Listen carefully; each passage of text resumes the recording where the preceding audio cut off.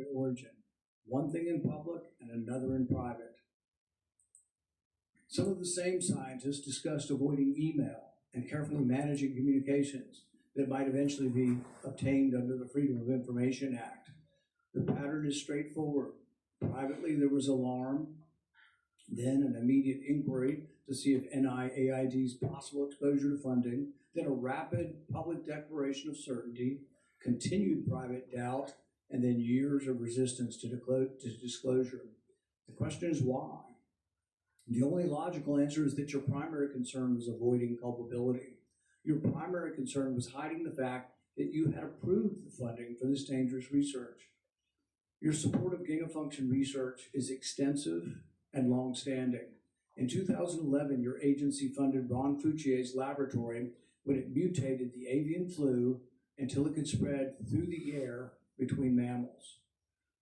This was the tipping point. This is when others became worried. You funded this. You advocated for this. The federal government's own biosecurity board, though, recommended withholding the details of these experiments because of the danger the research posed. People were concerned that publishing it was publishing a roadmap to creating bioweapons around the world. But you sided with the gain-of-function scientist Fauci and argued that the benefits of publishing the research far outweighed the risks. You defended this avian flu transmissibility experiments as critical research. You wrote that even if a scientist became infected and triggered a pandemic, the benefits of the gain-of-function experiments outweighed the risk. In 2014, your agency, NIAID, began funding the Wuhan bat coronavirus work. In 2015, Ralph Barrick and the Chinese scientist Shi Zhengli published NIAID-supported research combining a bat coronavirus spike protein with a SARS backbone. The resulting virus could infect human airway cells. It's a novel virus that now can infect human cells. It gained transmissibility, it gained function.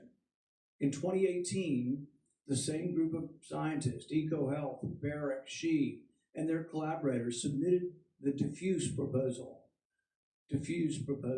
which involved the insertion of a furin cleavage site into the coronavirus. DARPA rejected it as too dangerous. When COVID was sequenced, though, early on in January of 2020, within days, scientists discovered that, lo and behold, it had a novel furin cleavage site, just as had been proposed in the diffuse project. This was either an extraordinary coincidence or a smoking gun, evidence that the Chinese had created COVID-19. It made the laboratory origin question more legitimate, and it made your categorical public denials indefensible. On May 11th, 2021, you told the Senate, the NIH has never, ever, and does not now fund gain-of-function research in the Wuhan Institute of Virology.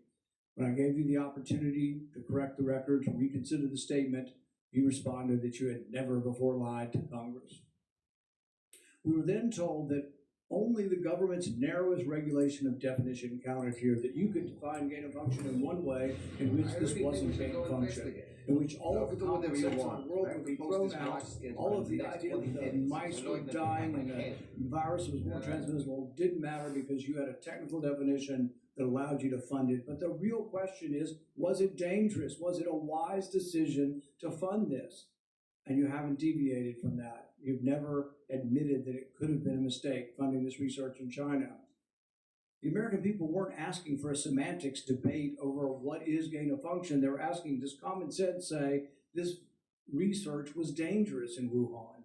They wanted to know whether their money-funded experiments in Wuhan that made bat coronaviruses better able to infect humans. The answer is yes. They wanted to know whether NIAID adequately supervised their work. The answer is no. When you defended this research, you described its benefits in the broadest terms. But when Congress demanded accountability, you hid behind the narrowest possible definition. You can't have it both ways. Your conduct concerning federal records raises further questions. It is a crime to destroy federal records. Yet our investigation reveals your assistant diligently reported that she deleted tons of emails. In 2024, you testified that you did not delete federal records. Who's telling the truth? you or your assistant. The committee has obtained repeated instructions from you telling federal officials to delete communications. On February 2nd, 2020, one day after Origin's call, you told Francis Collins, please delete this email after you read it. The committee asked for your voluntary cooperation to come today. Your appearance had to be compelled by subpoena. You're here today under duress. You're here today because of the court ordering it. President Biden issued you a sweeping pardon extending back to 2014, the same pardon he gave to his son Hunter. A pardon may protect a person from criminal prosecution, doesn't rewrite history. It does not erase documents. It does not convert a misleading statement into a truthful one. And it does not prevent Congress from establishing what happened. There will be another pandemic. There will be another crisis. And there will again be officials who insist that uncertainty must be hidden for the public's own good. They will demand obedience. They will invoke science. I am the science, as though it were a commandment. They will argue that government officials cannot be questioned because questioning them would undermine public trust. They have it backwards. It is secrecy that destroys trust. It is arrogance that destroys trust. It is censorship that destroys trust. And it is the refusal to admit error that destroys trust. That loss of trust may be your most damaging legacy. Trust can't be ordered. It has to be earned. No scientist is above scrutiny. No government official is beyond accountability. And no public servant has the right to treat the suffering of millions of Americans as a footnote to his preferred version of history. I now recognize Senator Peters for his opening remarks. Thank you, Mr. Chairman. The Senate Homeland Security and Governmental Affairs Committee has a long and a very proud history of conducting serious oversight on behalf of the American people. When this committee has been at its best, Democrats and Republicans have worked together to investigate complicated issues, to follow the facts wherever they may lead, and produce recommendations that actually strengthen our nation's security and improve government functions.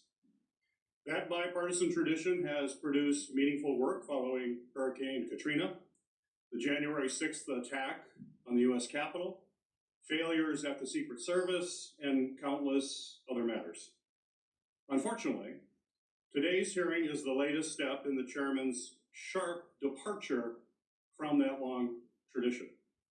This hearing appears to be a culmination of months of biased and selected efforts by the majority under the guise of a committee investigation to basically legitimize a predetermined conclusion that was reached years ago. In 2021, the chairman has called for today's witness to be fired, to be arrested, accused him of leading cover-ups and conspiracies. He has even featured the witness prominently in fundraising emails and on the cover of his book. He has also called for the cancellation of the witness's security detail, despite the fact the witness and his family have received numerous credible death threats. When I served as chairman, Senator Paul and I launched a bipartisan biosecurity investigation that included oversight of risky research and the origins of COVID-19, because we agreed that the committee's work would be stronger if we did it in a bipartisan manner and just followed the facts. That was and continues to be an area of legitimate and certainly needed oversight. As chairman, Senator Paul has taken the opposite approach. He has abandoned longstanding practice by blocking minority participation in committee oversight actions and has chosen to selectively release committee records that the minority has never had any access to in order to support his pre-drawn conclusions. The chairman has repeatedly excluded committee's minority and withheld documents and evidence from members that are entitled to receive them, disregarding longstanding Senate rules and committee precedent that have preserved the credibility of our oversight in this committee for decades. I have raised these concerns directly with the chairman because it's not just what we investigate that matters, but how we conduct that investigation.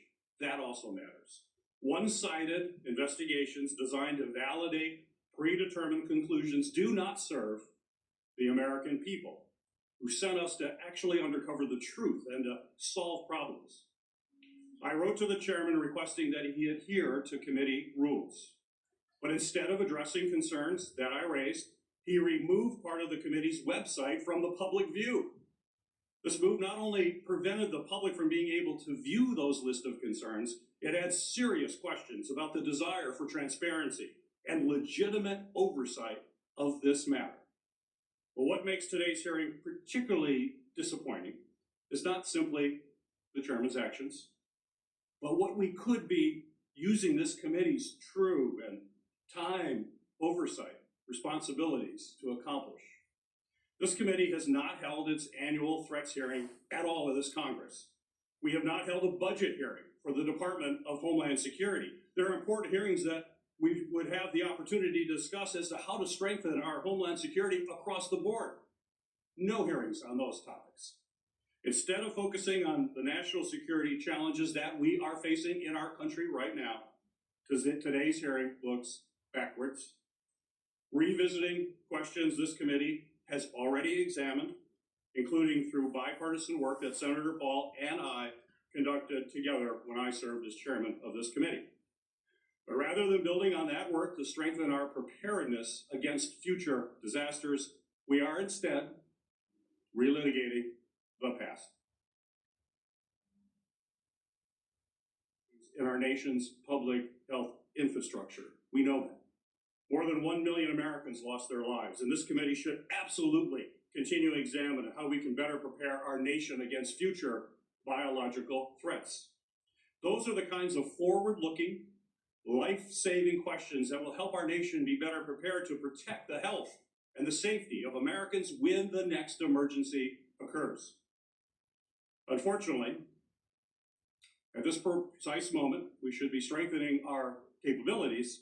The Trump administration seems to be doing everything in their power to actually weaken our capabilities. The administration has hollowed out the public health workforce.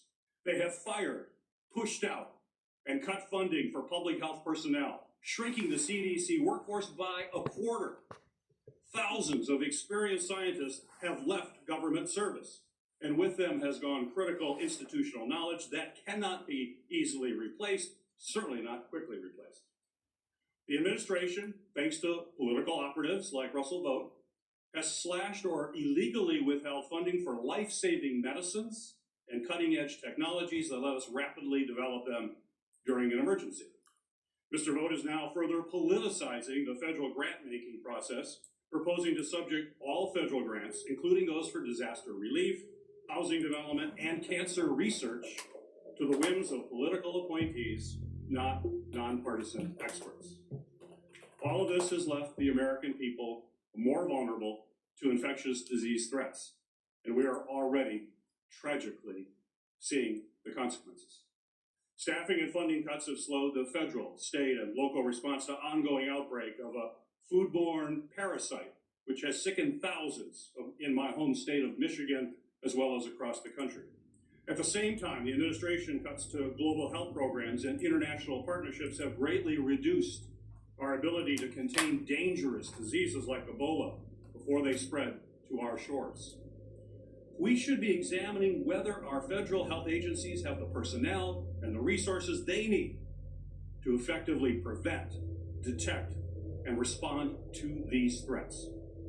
We should be asking how to strengthen our biodefense efforts to deter our adversaries and prevent biological attacks against our country, and how our government can better coordinate and communicate during public health emergencies.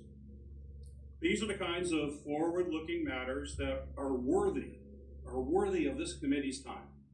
Instead, we are here continuing the chairman's year-long focus on one individual. History tells us, unfortunately, another pandemic is all but inevitable.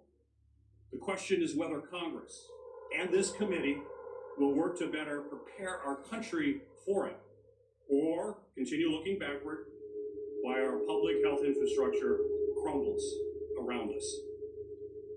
That is the hearing that we should be having today. Unfortunately, I fear the intent of this hearing is only meant to further a purely partisan agenda and will not make Americans safer. Thank you, Mr. Chairman. The accusation that the committee has denied access to the minority's records is categorically false. This is the most transparent investigation in the history of Congress. We actually created a website. We put all of the information on the website. It continues to operate. The reason it hasn't been accessed is no Democrat ever signed up for it. Not one Democrat. We told them the access. They never asked for the access code. They haven't been on the website because they have not cared about the investigation. It's a practice of this committee to swear in the witness. Dr. Fauci, please stand and raise your right hand. Do you swear that the testimony you will give before this committee will be the truth, the whole truth, and nothing but the truth? So help you God. Dr. Anthony Fauci, you're recognized for 5 minutes for your opening statement.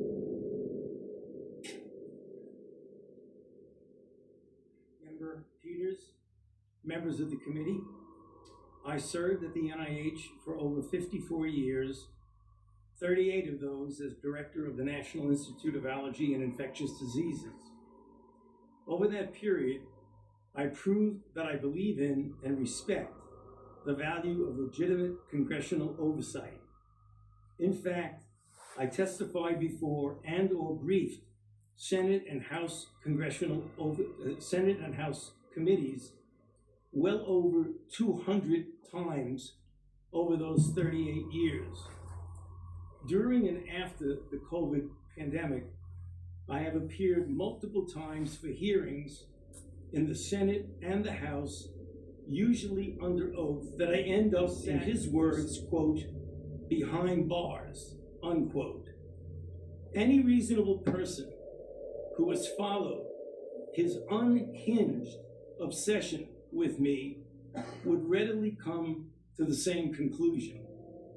Therefore, although it pains me to do so, because of the legislative branch of government and my decades-long record of cooperating with Congress, under the advice of my attorneys, I will invoke my right under the Fifth Amendment of the Constitution to refrain from answering your questions. Thank you. We will now begin a round of questioning. Dr. Fauci, your testimony today is compelled by a lawful subpoena. As you know, it's a crime under 18 U.S.C. Section 1001 to knowingly make a material false statement to Congress with a penalty up to 5 years of imprisonment. Understanding that you are under oath, the American people would like to understand your reasoning, your rationale for why you chose to fund the research in Wuhan. There have been, intelligence agencies, the CIA, the FBI, the DOE, have all come to the conclusion that more likely than not, the virus came from the lab in Wuhan.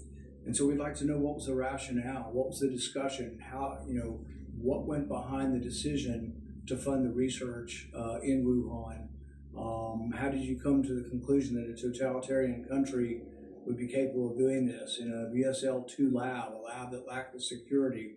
What was the reasoning? And are you sorry, basically, for making the decision? Would you, given another chance, say, well, gosh, circumstances now as I know it, maybe it wasn't a wise thing. Can you explain to the committee why you chose to fund this dangerous research in China? On the advice of counsel, I respectfully decline to answer based upon my rights under the Fifth Amendment of the Constitution. In the red folder on your table is a copy of Section 192 of Title II of the U.S. Code. Your counsel has been provided a copy as well.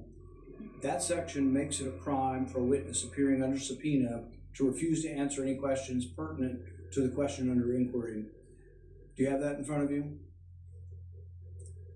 On the advice of counsel, I respectfully decline to answer based upon my rights under the Fifth Amendment of the Constitution. Let the record record that the witness has refused to answer whether there's a folder in front of him based on his Fifth Amendment right. It is true that you're appearing under direction of our subpoena to provide testimony on matters under consideration by the committee, including the origins of COVID-19, risky life sciences research, and your tenure as a federal government employee. Additionally, you've been provided a full and unconditional pardon dated January 19th, 2025, for any offenses against the United States which may have been committed or taken part from January 1st, 2014 through the date of the pardon for a 10-year period, arising from or in any manner related to your service as director of the National Institute for Allergy and Infectious Diseases, as a member of the White House Coronavirus Task Force, or the White House COVID-19 response team, or as chief medical advisor to the president. Have you refused this pardon, or do you have any reason to believe this full and unconditional pardon, this grant of immunity, would somehow require you to plead the Fifth Amendment? On the advice of counsel, I respectfully decline to answer based upon my rights under the Fifth Amendment of the Constitution. Based on the facts presented, I'm going to direct you to answer the questions. The committee has issued a valid subpoena. They have requested your presence here. The questions are very pertinent to your decision-making as head of NIAID, as well as a chief advisor to the president. Do you still refuse to answer the questions? On the advice of counsel, I respectfully decline to answer based upon my rights under the Fifth Amendment of the Constitution. Let's do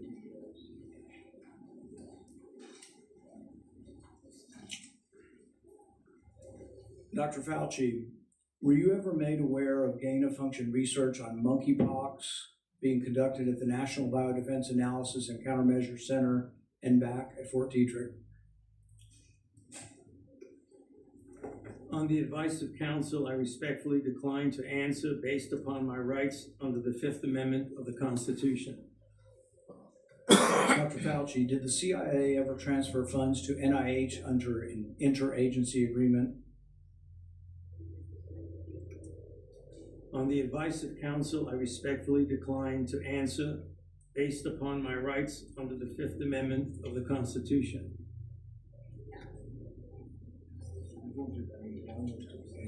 Questions. Dr. Fauci, did the NIH ever conduct research for or in coordination with any element of the intelligence community, CIA, ODNI? On the advice of counsel, I respectfully decline to answer based upon my rights under the Fifth Amendment to the Constitution. The reason why these questions are important is, President Trump has done a ban, and we're glad that he did a ban on gain-of-function research, so we're better off than we were when we had an advocate serving as head of NIAID, an advocate for gain-of-function research. There is still, though, a question, whether or not the intelligence community is adhering to that order. There's a question of whether or not gain-of-function research is still ongoing, and these are important questions the American people deserve to know. Dr. Fauci, have you ever been read into any classified Department of Homeland Security program, any prospective special access program concerning gain-of-function research? On the advice of counsel, I respectfully decline to answer based upon my rights under the Fifth Amendment of the Constitution. When we look at the research in China, the gain-of-function research that you've denied was gain-of-function, one of the things that startled the scientists when they saw COVID in the first couple of weeks was when they looked at the sequence of it, they said, oh my God, there's a furin cleavage site in it. And in this particular family of coronaviruses, the sarbecoviruses, they'd never seen this before. They were also startled to look at it and see how it was coded for, what the codons were, and to discover that the codons used out of 36 different possibilities turned out to be the one that was commonly used in gene manipulation by scientists. Dr. Fauci, were the scientists at the Wuhan Institute of Virology capable of inserting a furin cleavage site into a coronavirus? On the advice of counsel, I respectfully decline to answer based upon my rights under the Fifth Amendment of the Constitution. So one of the experiments that was pretty common was they would take the backbone of a SARS virus. And this would be a SARS virus that the backbone itself wasn't that dangerous. But then they would dig through guano, 300 feet underground, back guano. They'd find other viruses, unknown viruses. They'd take the S protein off of an unknown virus and stick it on a backbone. And then they would infect mice that have humanized cells. And they were trying to discover if they could create a virus that infects humans. Now, many people would say, well, gosh, that doesn't sound like a really good idea to create viruses that don't exist in nature to see if they'll infect human cells. What if one escaped? What if you keep infecting this and do serial passage, you actually adapt the virus to be infectious to humans? So the question is whether or not Dr. Fauci, the Wuhan Institute of Virology, was combining an S protein with one virus with the backbone of others, and could this lead to a virus, maybe it wasn't even predicted, but could it lead to viruses that gained in function and then could lead to a pandemic? On the advice of counsel, I respectfully decline to answer based upon my rights under the Fifth Amendment of the Constitution. One of the arguments that you and others have made against this virus coming from the lab is it couldn't have come from the viruses that have been published. And nobody's really arguing that. I think from the very beginning, people acknowledged that the viruses that have been published are too far evolutionarily distant from a virus that could have become COVID-19. But what has never been acknowledged by the side who tries to call the other side a conspiracy theory, which is really something you don't usually see in a scientific debate. This is the first time I've ever seen an article printed in Lancet by your friends who called this a conspiracy theory.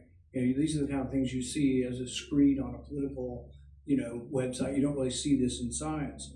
But when they release this as being a conspiracy theory, we're wondering that when you do this, when you combine these viruses and are able to grow them in humanized cells, whether or not this kind of risky research, whether you call it gain of function or not, whether you use the definition of gain of function, whether this kind of research should have had more scrutiny. I think in your House testimony, you testified that you never traveled to China and that you were unaware that anybody at NIH ever examined the labs, that you trusted the Chinese scientists. I think you said that even recently, that with your discretion, you trusted the Chinese scientists. The problem is that even in our country, we trust our scientists. They're good American scientists, probably doing the right thing for America. But at the same time, we oversight to make sure it's not dangerous research, but we also investigate the lab. I believe Fort Detrick was one of our main labs, was closed down in the last year or two because of Research Institute, a research incident that was dangerous with dangerous pathogens. And so the American people would want to know, how could you approve this dangerous research in China, say that you trusted the Chinese scientists, and then in the end, you had to admit that you'd never been there, and none of your inspectors had ever been there.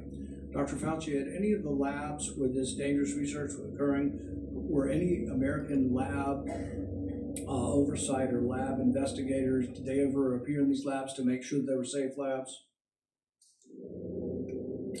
On the advice of counsel, I respectfully decline to answer based upon my rights under the Fifth Amendment to the Constitution. So one of the main theories for those who have looked at this being created in the lab was the idea that could have come from a virus not previously published. Dr. Fauci, are you aware that Dr. Shi, who worked for the Wuhan Institute of Virology, was said to, and I think in her own words, to have over 100 viruses that had not been previously published that could have been a close enough relative to create COVID-19. Are you aware of that? On the advice of counsel, I respectfully decline to answer based upon my rights under the Fifth Amendment to the Constitution. Under your testimony previously, when you denied ever having funded gain of function in China, it was so adamant as to be striking, to leave no room for any interpretation of what is or isn't gain of function research. But there's another important question. Did you fund gain of function research in other biolabs around the world? On the advice of counsel, I respectfully decline to answer based upon my rights under the Fifth Amendment to the Constitution. The one research project that we do know you did fund is the one that Ron Fauci did. It's important to talk about because this sort of was the beginning of the debate over gain of function. This wasn't just me. I wasn't even aware of the debate 10 years ago. This was other scientists, over 200 scientists at the Cambridge Working Group signed a protest because they didn't think you should fund the research, and they didn't think it should even be published because it was sort of a roadmap as to how to make a bioweapon. So what they did was the avian flu, and this is important. It may be the most important question we get to here today. The avian flu has about 50% mortality for humans. The good news, though, about animal viruses is they don't infect humans very well. It will infect humans, but doesn't go human to human very well. Ron Fauci, with the money that you provided to him, did an experiment where he caused purposeful mutations to create a new virus, an avian flu that didn't just infect birds well, but actually infected mammals well, went ferret to ferret in an aerosolized manner. People saw this and were aghast, at the decision-making process that you decided to fund this. This is when, the debate came about, and you wrote in support of this in the Washington Post, and you said, even if a scientist is bitten, even if a pandemic should occur, the knowledge is worth the risks. Do you still stand by that? Would you like to qualify at all whether or not the knowledge of gain of function is worth the risks, particularly in this case, since we now know 15 million people died worldwide? Many people believe this came from the lab. Do you think that the risks really are worth the benefits for gain of function research? On the advice of counsel, I respectfully decline to answer based upon my rights under the Fifth Amendment to the Constitution. All right. We're going to finish with this question, and it's based really on that statement, that general statement in your support for gain of function, the idea that the benefits outweigh the risks. So there are many other people who disagree. They aren't politicians or not, I don't know what party they're in. David Relman is probably one of the most esteemed, and he is a scientist at Stanford. He, I think, has classified clearance. He's been a consultant to our government probably for a decade or more. And he's written about this publicly. He says the opposite. He said that the risks of this research do not outweigh the benefits. He said the risk, we shouldn't do it. Richard E. Bright, who's been involved in this debate for 2 decades, says the same thing. Does he really shouldn't be doing this at all? There's a quote also by the Kevin Esvelt quote is at the very end.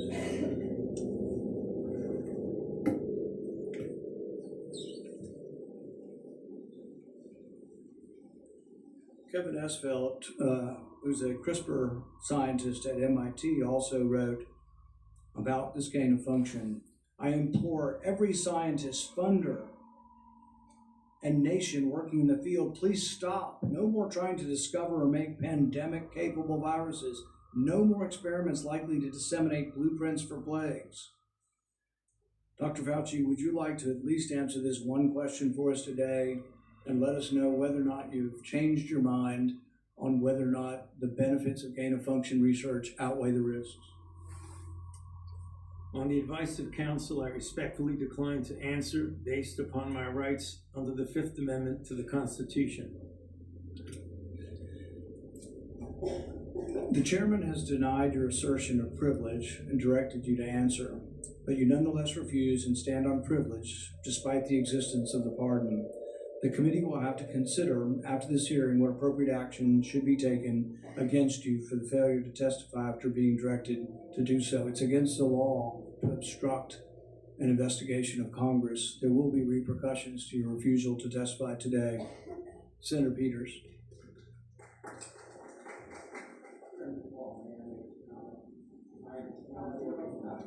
You're not recognized. You're not recognized. If you are unrecognized for the proceeding, you are not recognized, and you are not recognized, sir. Sir, you are not recognized. You are not recognized. Security, we'll hold off, but you will respect these proceedings. You were told not to sit at the table. You insist on sitting at the table, and we told you you would not be recognized. You are not invited here for testimony, sir. You are being disruptive. Would you behave this way in a courtroom? No, because the judge would put you in jail. I can't do that today, but I can have you escorted from the premises. So I would say, sir, sit quietly and don't say another word. I said, sit quietly, you are not recognized. Another word and you're gone.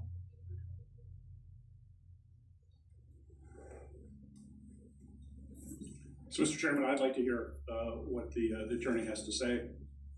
He is not recognized by the committee or the chair. If he speaks again, he will be removed from the room. This testimony is from Anthony Fauci. This is not a game with his lawyers. He can advise, his lawyers can give him advice. He's got a half dozen here. They're all allowed to talk to him, all right? But the attorneys are not recognized. In fact, the attorney was told not to sit at the table, and he's not obeying that recommendation. There's a row behind you, sir. That's where you were told to sit, and you're not. And now you're disrupting the proceedings. And so, look, this is the way Anthony Fauci wants to be remembered. For a lawyer not listening to the rules. That's the way you want to be remembered, and that's what you're going to do. You are not recognized, sir.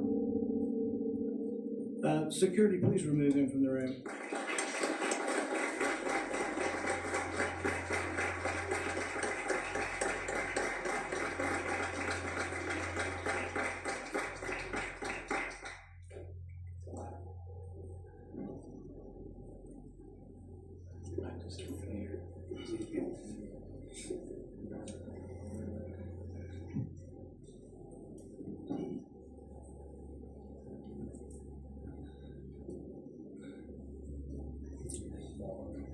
Let the record state that Dr. Fauci will still have the advice of the other half a dozen attorneys that he brought along today. Senator Peters. Thank you, Mr. Chairman. The COVID-19 pandemic is not the first or the last public health crisis to impact our nation. In December 2022, I released a report that identified significant failures in our federal government's preparedness and initial response to COVID-19. This report contained 17 key findings. It's a very large report, which I have right here. It contains 17 key findings and corresponding recommendations, including the need to invest in sustainable domestic manufacturing capabilities for critical medical supplies, build the infrastructure needed to surge testing capacity for infectious diseases, and robustly fund public health emergency preparedness and responses across all levels of government. Unfortunately, multiple administrations, including the current Trump administration, have failed to fund or to reform our health preparedness. This is something that I would hope the committee in the future would investigate. It needs to be taken a look at. It also feels like a new public health threat is hitting us every month. There's a foodborne parasite affecting thousands of people in Michigan and across the country, and our federal agencies still haven't fully pinned down the source of that outbreak. Measles cases in this country are at the highest they've been in 35 years. More children are getting sick and even hospitalized from this preventable disease. Over 1,000 people have died from the Ebola virus in Africa, and we don't know how widespread this crisis actually is. We have a hantavirus scare on a cruise ship, and though it hasn't made headlines in the way that the screwworm threatening our food security has, I remain concerned about bird flu that is also spreading and could one day cause a pandemic. This is also something this committee should be investigating and holding hearings on. Since January 2025, the Trump administration has taken a number of actions to drastically weaken our ability to fight infectious diseases and biological threats that endanger Americans. These actions are both incomprehensible and are also inexcusable. They include slashing funding for public health and infectious disease research, canceling contracts for cutting-edge vaccine technology, shutting agencies responsible for tackling infectious diseases around the world, firing thousands of federal employees with keeping our communities and our medicines and our food supply safe, and injecting political appointees in what should be non-political grant-making functions. That is something this committee should be looking at. I could go on. I could go on all the topics that we need to be looking at moving forward to protect this country. We're not doing that in this committee. That's what this committee was designed to do. It's what it has done throughout history, It has done it in a bipartisan way. We should get back to that and think about the future of this country and keeping this country safe. When a crisis like COVID-19 strikes, we have an obligation to examine what went right and what went wrong to provide accountability for the American people. Congress certainly has done that. Between the House and Senate, nearly 20 different committees, including this committee, as I mentioned, have conducted oversight of the COVID-19 pandemic, conducting transcribed interviews, holding dozens of hearings, and released more than 10 reports. Today's exercise, unfortunately, is a stark departure from those largely bipartisan, legitimate efforts. The chairman has shut the minority out of participating equally in these efforts, withheld information, selectively released documents, actions that completely undermine the credibility of this investigation. I will enter a record without objection, Mr. Chairman, a letter that I sent to you that detailed all of those areas that we have concern with and where we were shut out. Without objection. We'll provide other details as well.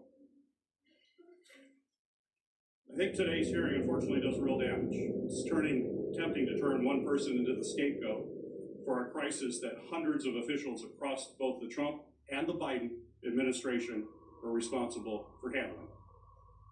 And it does so in a way that people that are facing death threats. This is only going to unfortunately deter other scientific experts from public service. Understand that this is what they would have to go through as they provide their advice to us. We're not going to make our nation safer, and I hope that we can restore, by doing these kinds of activities, and I hope that we can restore our legitimate bipartisan oversight that's going to help strengthen our public health and pandemic preparedness and other homeland priorities. And that's what this committee needs to focus on. It hasn't the last year and a half. Let's hope it does in the future. Thank you, Mr. Chair. Senator Johnson. Thank you, Mr. President. The American people listen very carefully to Chairman Paul's opening statement. I think it's a stunning indictment of the actions you've taken that have been so destructive to global health. I certainly understand why you needed a pardon. I certainly understand why, on the advice of counsel, you're not answering any questions, because I think it would be almost impossible for you to answer the questions truthfully without really demonstrating what you did, your culpability, self-incriminating. We have, all of us, has prepared a lot. I've been deluged with questions to ask Dr. Anthony Fauci. There are so many legitimate questions that deserve answers, and now you're not willing to provide those answers. So with my limited time, I'm going to talk about things that my investigation revealed that have not been adequately answered, and quite honestly, haven't been adequately covered by the legacy media. I'll kind of combine the questions into kind of one, but you know, I certainly, let's put up the last COVID chart. I was warned pretty early on about the dangers of the experimental gene therapy that you call the vaccine, but it really falls under the definition of gene therapy. So I was going to ask you, I mean, were you carefully monitoring the safety surveillance systems like Bayer's and V-Safe that literally were deluged with complaints? You know, currently, worldwide, there have been almost 1.7 million adverse events reported to the Bayer system. Of those, over 39,000 were deaths. And of those deaths, 24% occurred on the day of vaccination within 1 or 2 days. 24%, which, by the way, just happens to be the same percentage that a Rasmussen poll pointed out. The American public believe 24% of the American public believe they know somebody who died of the experimental gene therapy. So again, I was certainly interested in asking you whether or not you were following this as carefully as I was. It's not my responsibility to follow safety surveillance systems, but I did. And by the way, when I published, this is actual government information, when I published it and people had me on their shows, they would be censored by Facebook. They would be deplatformed. I think largely at the behest of actions you took to make sure that disinformation wasn't spread. This wasn't disinformation. This was the truth. So I was going to ask you whether you knew Dr. Marks. I think you do know him. He was the head of CBER. He's the man who was in charge of approving vaccines and surveilling for the safety. My investigation shows that on March 1st of 2021, less than 3 months after the emergency use authorizations, he was warned by Dr. Anna Scharsman, data mining expert, that the algorithm they were using to analyze VAERS data was going to hide in mass safety signals.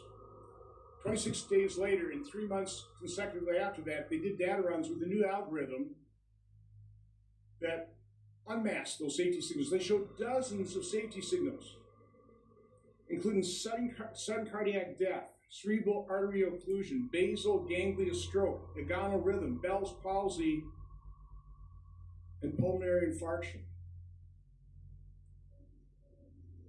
Your diaries now show that you actually suffered pulmonary infarction in, I think, probably June 2021. I was just wondering whether it ever went through your mind that maybe that injection, all those boosters you took, might have caused that. And the question I was going to, and I'll ask this question: were you ever made aware of the fact that Peter Marks was warned that the algorithm was going to hide the safety signals? And were you told that senior FDA officials were given shown dozens of safety signals associated with the COVID injection? On the advice of counsel, I respectfully decline to answer based upon my rights under the Fifth Amendment to the Constitution. Next area I want to go through is in that same month of March 2021, an employee at NIH, Dr. Nath, led a team of researchers who were diagnosing and treating individuals who never had COVID or were severely injured by the genetic therapy injections. Dr. Nath told those individuals, stay quiet. We want to make sure that we gather all the information and then release it to doctors so they can treat people like yourself. There was a concerted effort, and I'll enter this in the record. It appears inside NIH to quash Dr. Nass publishing that study. It finally was put on a preprint server telling no one, and I think about May of 2022. I think what's noteworthy about this is Dr. Nath told the injured participants that early treatment, early intervention was crucial for them to be treated. And yet within the NIH, they were questioning what was Dr. Nath doing. They didn't want to publish that because, I don't want to take time searching for it, because publishing it would create vaccine hesitancy, which is what we continue to hear time and time again, is the reason they didn't promote they lied about the safety signals they were seeing. Throughout the pandemic, I always pushed early treatment. We've got things in here where you were really concerned about remdesivir because it was untested, but hydroxychloroquine, it was an approved drug. Maybe some safety issues, but we had a great deal of experience with it.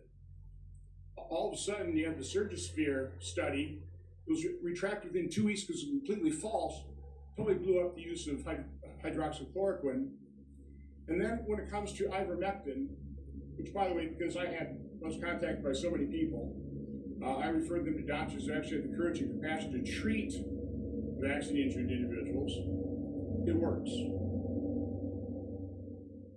But I was going to ask you whether you were involved in the FDA attack on ivermectin. You had a interview on CNN on August 29th of 2021, where, again, I just don't want to take time to find the exact quote, but said there's no evidence that ivermectin is helpful. On that exact same day, and I've got the studies right here. There was a website that was tracking random controlled studies. Here they are, showing 60-70% efficacy of ivermectin. The same day you say there's no evidence, there's all kinds of evidence. Loved ones had to go to hospitals, had to sue hospitals. Just, would you try it? So I want to know, to what extent were you involved in sabotaging hydroxychloroquine, ivermectin, and did you do that because you knew the only way you get emergency use authorization for these drugs, these experimental gene therapy, was if there was no effective treatment, you couldn't get the emergency use authorization. So is that why you helped sabotage these cheap generic drugs in favor of remdesivir, which, by the way, nurses, are you aware of the fact that nurses called it "run, death is near"? On the advice of counsel, I respectfully decline to answer based upon my rights under the Fifth Amendment to the Constitution. But let me end on this note, because this just came to light. We've got 11 million pages of documents. We also have other people who were in the room. Now you actually lied to your own diary. On March 27, 2020, you wrote in your diary, "To my surprise yesterday, the POTUS sent a letter to governors outlining a plan to reopen county by county while monitoring the spread of virus in low-risk counties. This was half-baked and never shown to Deb or I before it was sent out." So we have evidence that, in fact, you were fully aware of it and certainly approved it, if not authored it. So I was just simply asking you, is that true? I mean, did you literally lie to your own diary? Did you know of that letter sent out to governors about reopening county by county? Again, Mr. Chairman, I'd ask you to ask the witness to just answer that one simple question. On the advice of counsel, I respectfully decline to answer based upon my rights under the Fifth Amendment to the Constitution. Thank you, Mr. Chairman. Senator Haslund. Thank you. Dr. Fauci, I want to start by thanking you for more than 50 years of service to this country at the National Institutes of Health. And it is unfortunate that you have been put in the position that you are in today. And it must be enormously frustrating to know that this hearing is designed to entrap you. It must be very frustrating for your attorneys to hear the chair's mischaracterization of the legal issues and posture that impact your decisions at the witness table today. Meanwhile, I was going to ask you a series of questions about things that are relevant right now to the people of the United States about the state of public health in this country. Since President Trump took office in 2025, more than 4,500 cases of measles have been reported. That is more cases in the year and a half since Donald Trump has been president than were reported from 2000 to 2024 combined. Children are dying because there has been increased vaccine hesitancy, fueled by Robert F. Kennedy Jr., the Secretary of Health and Human Services, and frankly, his entire administration.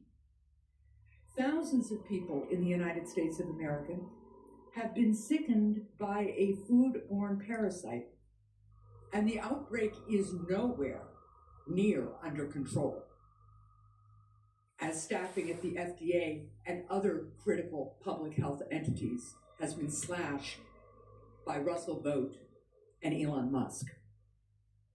Last year, the National Institutes of Health awarded 201 fewer grants compared to the previous years. 207, I am corrected, compared to previous years. As those grants were either canceled or delays, especially at the beginning of the Trump administration, I can tell my colleagues what the impact was on people in New Hampshire, on scientists in New Hampshire, on clinical trials in New Hampshire, where people's cancer treatment was interrupted because Elon Musk and Russell Vought know better they say, than the people at NIH about what to fund. And because they did some sort of word search, it seems, for some of the grants, and boy, oh boy, if you were studying rural health in New Hampshire and trying to understand how to better engage people who need health care in rural America, that was off the table. America is losing researchers and scientists to other countries because researchers and scientists, highly trained, highly qualified, invested in often by the American taxpayer, are finding the hostility from this administration so strong that it interferes with their science, and they want to pursue science wherever that science takes them. I also sit on the Health, Education, Labor, and Pensions Committee. We have had a number of hearings with nominees recently to fill critical spots. One of those nominees is Dr. Erica Schwartz, a brilliant woman, medical degree, biomedical engineering degree. I think she also told us she has a law degree and a master's in public health. She was a 2-star admiral in the United States Navy, an experienced doctor. And yet, when I asked her if she would push back at Secretary Kennedy,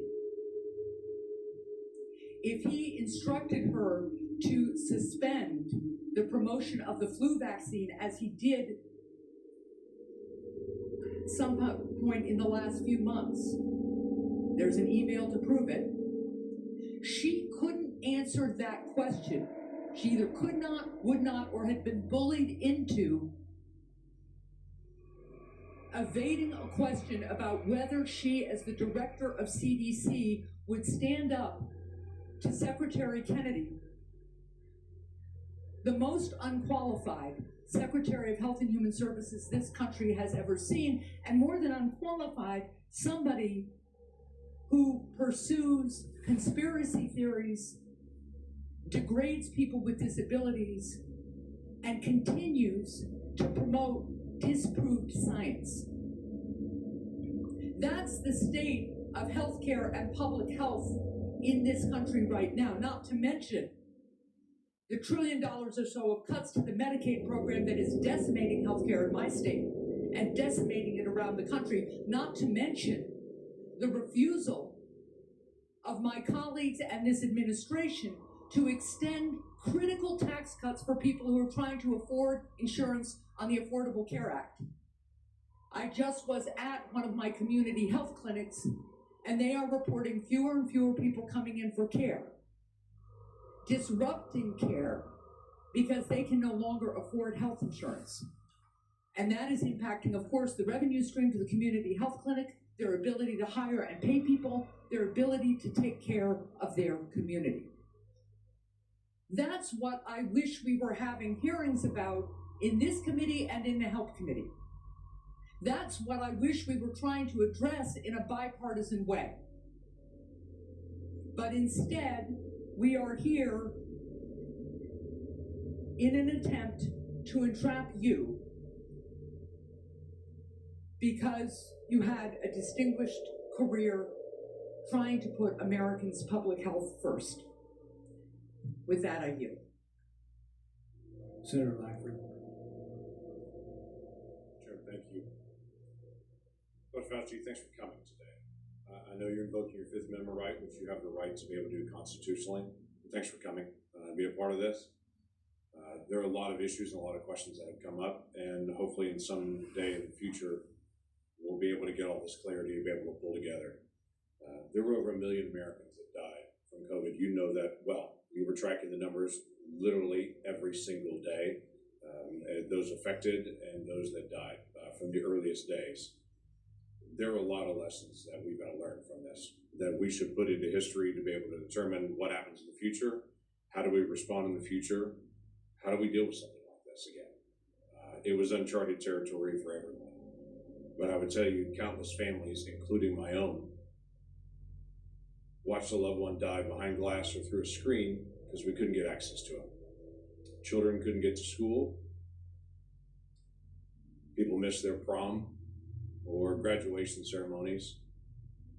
There were lots of things that happened that dramatically changed the future of the country.